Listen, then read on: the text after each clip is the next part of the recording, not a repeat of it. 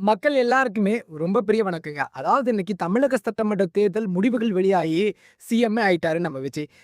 Vijay CM ஆன போதிலும், இன்னும் தமிழக அரசியல்ல ஒரு பரபரப்பு ஓய்வு தீரலன்னு நான் சொல்றேன். ஏன்னா, அவரு சிஎம் ஆன உடனே திருச்சி கிழக்க ராஜினாமா பண்றாரு. ராஜினாமா பண்ணிட்ட உடனே, அதுக்கு அடுத்து இருக்கக்கூடிய அதிமுக எம்எல்ஏக்கள் பலர் ராஜினாமா கடிதங்கள குடுத்து ராஜினாமா வாங்கிக்கிறாங்க. இதையடுத்து 5 தொகுதிகள் வந்து பார்த்தோம்னாக்க, காலியிடங்களாக அறிவிக்கப்படுது தேர்தல் ஆணையத்தினால. இதனால தமிழகத்தில இடைத்தேர்தல் வரக்கூடிய ஒரு சூழ்நிலை உருவாகியிருக்கு. அப்படின்ற ஒரு உண்மையான விஷயங்க. சரி, ஓகே. இந்த 5 சட்டமன்ற தொகுதிகள்ல 4 சட்டமன்ற தொகுதிகள விட்டுருங்க.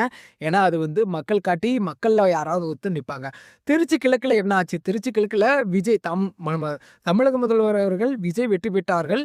ஆனால் ராஜினாமா செய்து விட்டார். ஆனா, அந்த தொகுதியில யார நிக்கிறாங்கன்ற பெரும் எதிர்பார்ப்பு உருவாகியிருக்கு. ஏன்னா, முதலமைச்சர் நின்ற தொகுதி அப்படின்ற பட்சத்துல அதுக்கு கண்டிப்பா மவுசு அதிகமா இருக்கும். ஆளுங்கட்சி அதுல ஆதிக்கம் செலுத்துவாங்க அப்படின்ற ஒரு பிரிடிக்ஷன். ஸோ இந்த பிரிடிக்ஷனே நம்ம எதுவும் நம்ப முடியாது. அப்படிப்பட்ட தேர்தலா தான் இந்த 2026 அமைஞ்சிருக்குன்றது எல்லாருக்குமே தெரிஞ்ச விஷயம். சரி, ஓகே.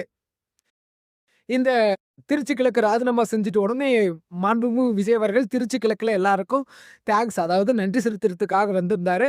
அதுல பல்வேறு விஷயங்கள் பேசப்பட்டது. அதிமுக சார்ந்து, திமுக சார்ந்து அப்படின்னு சொல்லிட்டு. ஸோ அதுல நான் திருச்சி கிழக்க வந்து மென்ஷன் பண்ணியிருந்தாரு. ஸோ அப்படி மென்ஷன் பண்ணும்போது என்னன்னா, நான் வந்து திருச்சி கிழக்குல உங்க வீட்ல இருக்கிற ஒருத்தர தான் நான் வந்து உள்ள வேட்பாளரா நிறுத்த போறேன். ஸோ அவங்களுக்கு நீங்க ஓட்டு போட்டு ஜெயிக்க வைக்கணும் அப்படின்ற மாரி சொல்லியிருந்தாரு. ஸோ அப்படி ஓகே. உங்க வீட்ல ஒருத்தர் நிக்க வைக்கிறாருன்ன உடனே திருச்சி கிழக்குல அங்க ரசிகர் மன்றத்துல பல நாள் வேலை செய்யக்கூடியவங்க, அங்க இருக்கக்கூடிய முக்கியமாக தாவேகா நிர்வாகிகள் யாரையாவது ஒருத்தர் நிக்க வைத்து அதுல வெற்றி பெற செய்து சட்டமன்றத்திற்கு கூட்டிக்கிட்டு போவார் அப்படின்ற எதிர்பார்ப்பு மக்கள் மத்தியில இருந்தது. பட் அப்படி எதுவும் இல்ல. ஏன்னா, இதுக்கு முன்னாடி என்னன்னா, சகாயம் ஐஏஎஸ் அவர்கள் திருச்சி கிழக்குல நிக்க வைக்கிறதா சொல்லி பேசியிருந்தாங்க. ஸோ அதுவுமே கிட்டத்தட்ட ஒரு வதந்திகள் மாரி தெரிய வந்தது. ஆனா இப்ப என்னன்னா, நியூஸ் சேனல்ஸா இருக்கட்டும், மெயின் ஸ்ட்ரீம் மீடியாவா இருக்கட்டும் என்ன பேசுறாங்கன்னா, ராகவா லாரன்ஸ் ஏன் நிக்க வைக்கக்கூடாது அப்படின்னு சொல்லிட்டு இதுவுமே ரூமர்ஸ் தான். இன்னும் எதுவுமே கட்சி சார்புலயோ, எதுலயுமே வந்து இன்னும் வரல. ஆனா ஒரு சில காவேகா அனில்ஸ் அவங்க சொல்லப்படக்கூடிய அவங்கலாம் வந்து நம்ம ராகவா லாரன்ஸ் அவர்கள் தான் வந்து நிக்க போறாரு அப்படின்னு சொல்லிட்டு இருந்தாரு. சோ ஓகே, ராகவா லாரன்ஸ் நிக்கணும். இவர் ஒரு ஆக்டர், விஜயமே ஒரு ஆக்டரே தான்.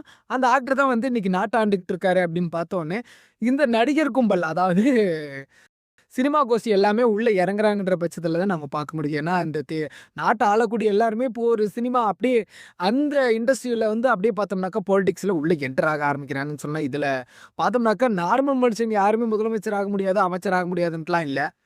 இப்படி ஒரு ஒரு ஆக்டிங் சமுதாயத்திற்கு அதிகமான ஒரு முன்னுரிமை தரப்படுகிறது அப்படின்ற ஒரு மக்கள் மத்தியில ஒரு கருத்து ஏற்படுது. ஏன்னா, தூத்துக்குடியில அப்படிதான் ஒருத்தர் நின்னாரு. அதாவது ஸ்ரீநாத் அப்படின்ற ஒரு அவருடைய மிக நெருங்கிய நண்பர். அந்த மாரி தான் ராகவா லாரன்ஸ்க்கும் இவருக்கும் அந்த மாரி எதுவும் ரிலேஷன் இருந்த மாரி தெரியல.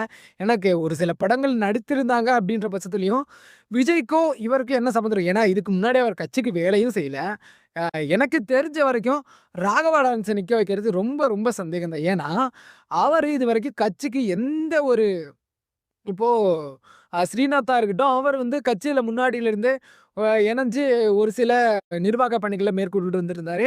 இவர் இந்த ராகவா லாரன்ஸ் அப்படின்றவரு இந்த மாரி எந்த விஷயத்தையுமே செய்யல. கட்சி ஆரம்பிச்சு 2 வருஷம் தான் இருந்த போதிலும், அவரு கட்சியில எந்த ஒரு முக்கிய இடங்கள்லயோ, நிகழ்வுகள்லயோ கலந்துக்கல அப்படின்றது ஒரு உண்மையான விஷயம். ஏன்னா தாவேகா நிர்வாகிகள் பார்த்துட்டு இருக்காங்க. அவங்களுக்கு தெரியும். இப்படி ஒரு முடிவ குடுத்தா தாவேகா நிர்வாகிகள் கடும் அதிருப்திக்கு உள்ளாகுவாங்க அப்படின்றது மாண்புமிகு தமிழக முதல்வர் விஜய் அவர்களுக்கு நல்லாவே தெரியும். ஸோ அதனால இது ஒரு ரூமர்ஸா இருந்த போதிலும், எனக்கு தெரிஞ்ச வரைக்கும் இவர்கள நிக்க வைத்தது, அதாவது ராகவா லாரன்ஸ் அவர்களையும் நிக்க வைக்கிறதுக்கு மேக்ஸிமம் சான்சஸ் கிடையாது நான் சொல்லுவேன். ஏன்னா, அவர் வந்து ஒரு ட்ரஸ்ட் தான் நடத்தி வச்சுட்டு வந்திருந்தாரு. இதுவரைக்கும் மக்கள் நிர்வாக பணிகள எதுவுமே தொடவே இல்ல. ட்ரஸ்ட் இது பண்ணி அதில மாணவர்களுக்கு உதவுறதா இருக்கட்டும், பெரியவங்களுக்கு உதவுறதா இருக்கட்டும் பண்ணிட்டு இருந்தாரு. அது மிச்சம் ஒரு ஆக்டிங்க பிரதானமா முதற்கொண்டு அவருடைய பணிகளா இருக்கட்டும் துவங்கிட்டு இருந்தது. ஆனா இப்போ வந்து குடுத்தா வேண்டான்னுலாம் ஒண்ணும் சொல்ல போறதில்ல அவரு.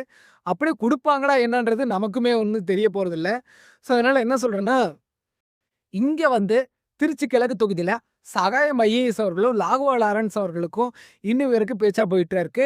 ஆனா விஜய் என்ன சொன்னாருன்னா, அதாவது சிஎம் விஜய் என்ன சொல்றாருன்னா, முதலமைச்சர் விஜய் அவர்கள், "உங்க வீட்ல ஒருத்தர் நிக்க வைக்கிறேன்" அப்படின்னு சொல்றாரு. அதாவது திருச்சி கிழக்கிலேயே இருக்கக்கூடிய ஏதாவது ஒரு ஆட்கள நிறுத்தி வைக்க போறதில்ல. சகாயமா, இல்ல ராகவா லாரன்ஸ் அவர்களா இன்னும் தெளிவுபடுத்தணும். ஸோ இதுக்கு இன்னும் தேர்தல் அறியறதுக்கு முன் வந்து என்னைக்கு தேர்தல் தேதி அறிவிக்கிறாங்களோ, அன்னைக்கு தான் இதுக்கு நமக்கு முழுமையான விடை தெரிய வரும். ஸோ அது அது வந்து சொல்லிட்டு அந்த உதவி நிவாங்க. Thank you.